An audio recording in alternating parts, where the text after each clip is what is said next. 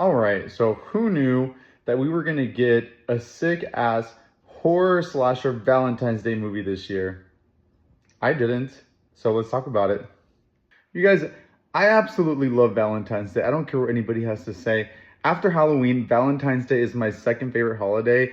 It's always been such a fun holiday for me to celebrate with friends. You can celebrate it with a loved one or just treat yourself. It's such a fun, cool holiday that I've always enjoyed, and it's cute.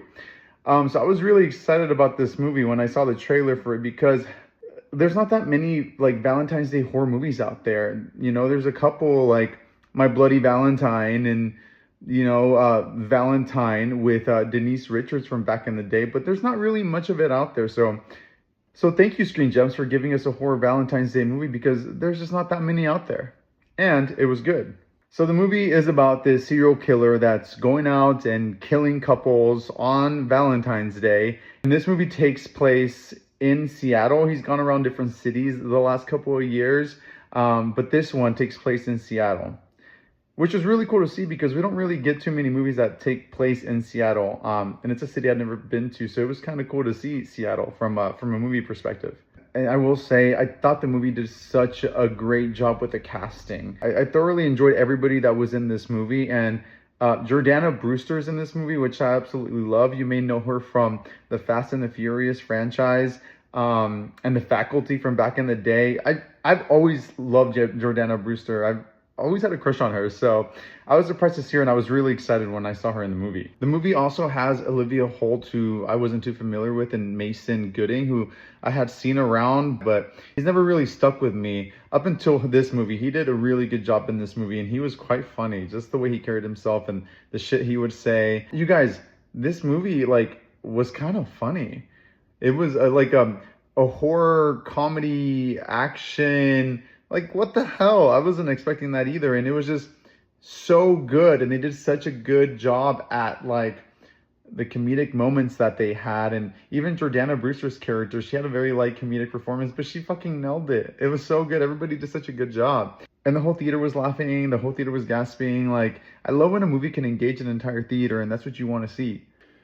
But yeah, you guys, I was not expecting to like this movie as much as I did. You know, I just went in there with no expectations. It's a Valentine's Day horror movie. How much can you expect? But this movie delivered, and it was so fun to watch. It was entertaining from beginning to end. The cast was great. The setting, location was great. Like, I just want to keep raving about this movie because of how much I liked it and wasn't expecting to like it that much. And there was this really cool scene that takes place at a drive-in. I love drive-ins, so the fact that they did this cool scene that takes place at a drive-in, I'm not going to give away too much, but it was a really cool scene that it was really cool for them to take us to the drive-in and have the killer just roaming around, finding us, killing people.